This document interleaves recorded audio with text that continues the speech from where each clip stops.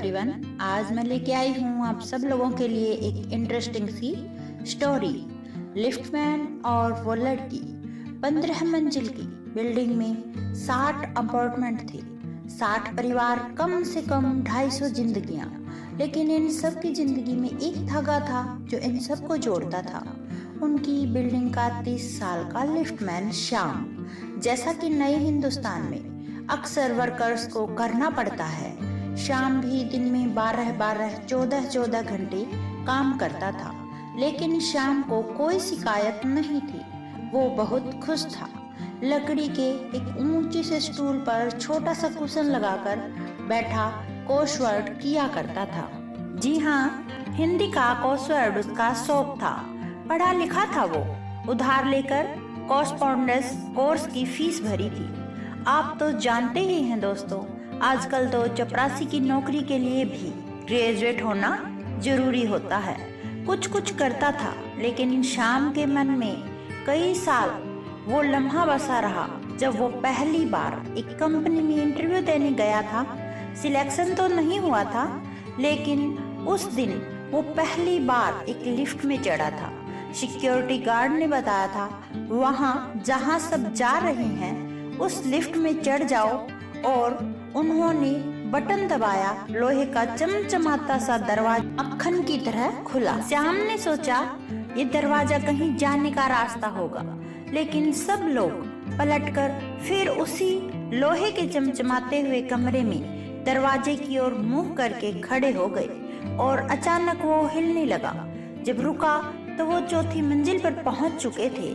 वाह भगवान की माया, वो दिन था जब श्याम ने सोचा था कि भैया, इस लोहे के कमरे में बटन दबाने की नौकरी सबसे बढ़िया नौकरी है। सर सर अप डाउन करते रहो। और एक दिन सपना पूरा हुआ। शायद शहर में एक मल्टी स्टोरी बिल्डिंग में उसने लिफ्टमैन की नौकरी मिल गई। 51 रुपए का प्रसाद चढ़ाया था उस दिन। बिल्डिंग के सारे लोगों के लिए श्याम जैसे घर का मेंबर ही बन गया था। श्याम होली पर कब जा रहा है, श्याम कोर्सवर्क पूरा किया कि नहीं, बस एक रेगुलर पैसेंजर था उसकी लिफ्ट का, जो उसे 7th कहकर फ्लोर का नंबर बताने के अलावा कभी कुछ नहीं कहता था।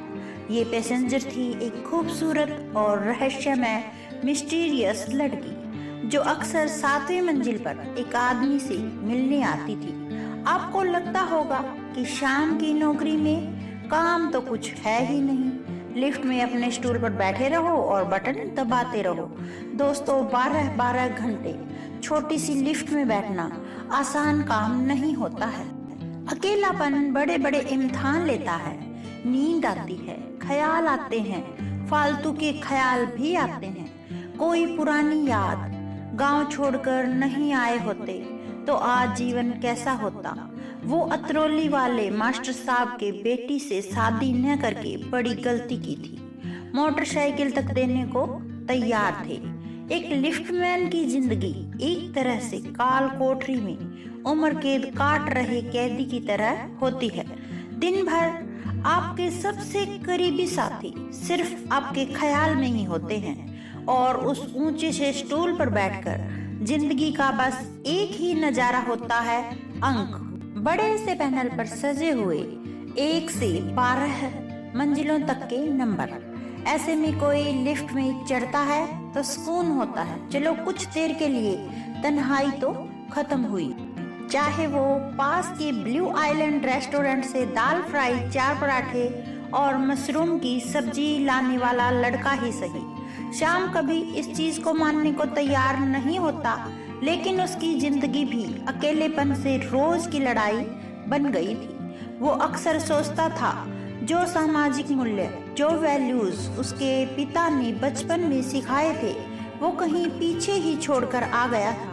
लेकिन क्या करे, बड़ा शहर हम सब लोगों के दिल में कहीं न कहीं पत्थर भर देता है। श्याम अक्सर सोचता था कि वो रहस्यमय लड़की कौन थी। खाली बैठे बैठे श्याम के लिए उन दिनों की सबसे बड़ी पहेली बन गई थी। इतनी खूबसूरत लड़की इतने करीब से श्याम ने पहले कभी नहीं देखी थी। जब वो लिफ्ट में घुसती थी तो लगता था जैसे हजारों हजारों खुशबुएं किसी ने एक बड़ी सी कढ़ाई से श्याम के ऊपर उड़ेल दी हो। उससे बात करने का बड़े दिनों से बहाना ढूंढ रहा था। जानना चाहता था कि 712 नंबर की फ्लैट में, जिसमें ये हर दूसरे तीसरे दिन जाती थी, उसमें रहने वाले आशीष अवस्थी की ये आखिर लगती क्या थी। बार बार रात भर रुकती क्यों थी वहाँ। एक दिन उसने मुंह फट होकर आखिरकार पूछ ही लिया, मैडम आप आशीष जी की क्या लगती हैं? लड़की ने पलट कर कहा, बकवास बंद करो और अपने काम से काम रखो, इडियट।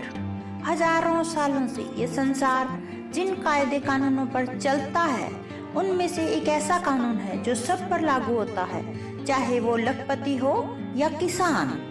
दुनिया में कोई भी मर्द किसी औरत के हाथों नीचा दिखाया जाना बर्दाश्त नहीं कर सकता।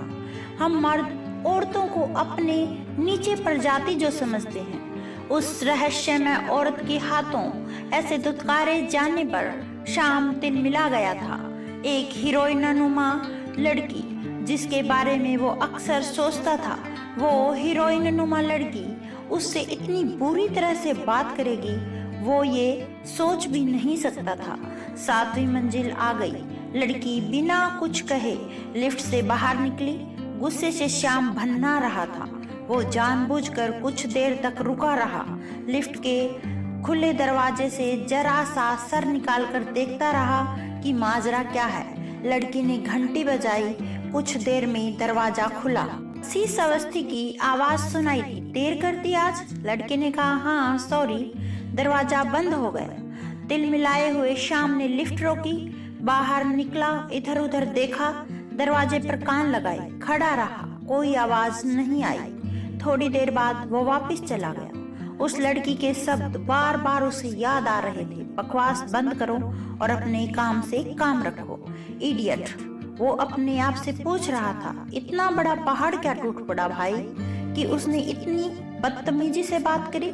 एक मासूम से सवाल पर कोई इतना गुस्सा तो नहीं कर सकता न? ऐसा क्या छुपा रही थी वो कि ऐसे काटने को दौड़ी थी? उस दिन शाम ने क्रॉसवर्ड नहीं किया। लिफ्ट में लोग उससे बातें करते रहे, उनसे रोज की तरह हंस के जवाब नहीं दिया। बस ऊंचे स्टूल पर बैठे बैठे अपने खामोश तन्हा दुनिया से सामने का नजारा देखता रहा। एक बड़ा सा पैनल जिस पर 1 से 12 तक गिनतियों के बटन लगे थे। इस औरत की ये मजाल कैसे हुई मुझसे ऐसे बात करने की? शाम सोच रहा था। अमीर है, खूबसूरत है, क्या समझती है कि दुनिया पर राज करती है, गुलाम हूँ मैं। जब वो लंच टाइम पर 2 चौकीदार और बिल्डिंग के कुछ नौकरों के साथ बैठा हुआ था तो अचानक बोला, वो लड़की जानते हो ना जो 7वीं मंजिल के किराएदार आशीष अवस्थी के घर आती है, बहुत गिरी हुई है, गलत काम करती है। शाम ने जो देखा था, सुना था, जो घटा था, उसके आधार पर अपने दोस्तों से कह दिया कि वो लड़की चरित्रहीन थी। कई घंटे बीत गए। वो घर से बाहर निकली, लिफ्ट में घुसी, रोज की तरह कुछ नहीं बोली। शायद उसके और शाम के बीच में जो बात हुई थी वो उसे भूल चुकी थी, लेकिन शाम नहीं भूला था और भूलने का इरादा भी नहीं था। और गॉसिप का लेन देन करने वाले किसी पुराने दूरधर खिलाड़ी की तरह उसने आंखों के कोने से उस लड़की का मुआयना किया। क्या उसके बाल बिखरे बिखरे थे? क्या उसकी लिपस्टिक फैल गई थी? क्या वो घबराई हुई थी? उसके मन में जोर था। अजीब से होते हैं अनजान लोगों से हमारे सिलसिले। 2 घंटे पहले तक शाम के लिए ये लड़की इज्जत का पात्र थी, जिससे अगर बातचीत शुरू होती तो वो उसे मैडम कहता, शायद गुड इवनिंग कहता। लेकिन अब एक झटके में उसने 2 अजनबियों के बीच उस इज्जत को, लिहाज के महीन शीशे को तोड़ दिया था। एक लड़की जिसने उसकी बेइज्जती की थी, और वो सोचता है वो तो अच्छा था कि उस वक्त लिफ्ट में कोई और नहीं था। श्याम गुस्से और अपमान के उस कड़वे घूंट को निगल पी रहा था। 5वीं मंजिल वाली मिसिस अरोड़ा अपनी इवनिंग वॉक से वापस आई। रोज की तरह पूछा, श्याम कैसे हो बेटा? श्याम ने कहा, मैं तो ठीक हूँ, पर मैडम बिल्डिंग के हालात कुछ ठीक नहीं है। बोली, क्या हुआ भाई? आज फिर पानी काट रहे हैं क्या? श्याम ने कहा, नहीं मैडम, पानी तो छोटी चीज है, यहाँ तो सभ्यता ही खराब हो रही है। एक लड़की देखी है मैडम आपने, 7वीं मंजिल पर लिफ्ट चली गई, उसकी कहानी पंखे की आवाज में गुम हो गई। और आप सब लोगों को पता ही है कि ऐसी बातें तो आग की तरह फैलती है। मिसिज अरोड़ा ने घर जाते ही 12वीं मंजिल पर अपनी दोस्त मिसिज खान को बताया। मिसिज खान ने अपनी बेटी रुखसार को बताया। रुखसार ने शाम को बिल्डिंग के बगल में कॉफी शॉप में बैठकर 3री मंजिल वाले सिंह साहब की बेटी सिमरन को बताया। सिमरन ने घर जाकर अपने बिस्तर पर पर्स फेंका और किचन में जाकर अपनी माँ को बताया, और साथ में खड़ी उनकी कुक विमला ने सब सुन लिया। उसने जाकर 10वीं मंजिल पर मिसिज अग्निहोत्री को बता दिया। पूरी बिल्डिंग में गॉसिप्स की आग फैल गई। वो लड़की एक दिन बाद फिर बिल्डिंग में आई, बला की खूबसूरत लग रही थी। लिफ्ट में घुसते ही उसकी खुशबू के सैलाब ने शाम को दफन कर दिया, लेकिन वो कोशिश कर रहा था कि इस लड़की की खूबसूरती का खंजर पूरी तरह उसके सीने में घुस जाए। जानबूझकर अनजान बनकर बोला, कौन सा फ्लोर? लड़की ने शायद उसे पहचाना ही नहीं और बोली, 7th प्लीज। दरवाजा बंद होने को था कि तभी शाम ने फिर खोल दिया। 2 लड़के दाखिल हुए, कॉलेज स्टूडेंट लग रहे थे और शायद उस लड़की के चर्चे उन तक पहुंच चुके थे।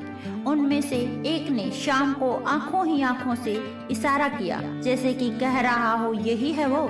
शाम ने आंखों ही आंखों में हामी भी भर दी। उन्होंने लड़की को ऊपर से नीचे तक देखा, फिर उनमें से एक ने अपना हाथ बढ़ाया और बोला, excuse me, hello my self lucky. लड़की ने कुछ नहीं कहा, बस शिष्टाचार से मुस्कुरा दी। 7वीं मंजिल आ गई, वो चली गई। दूसरे लड़के ने हंसकर कहा, ओए लकी, तूने तो सेट कर ली यारा।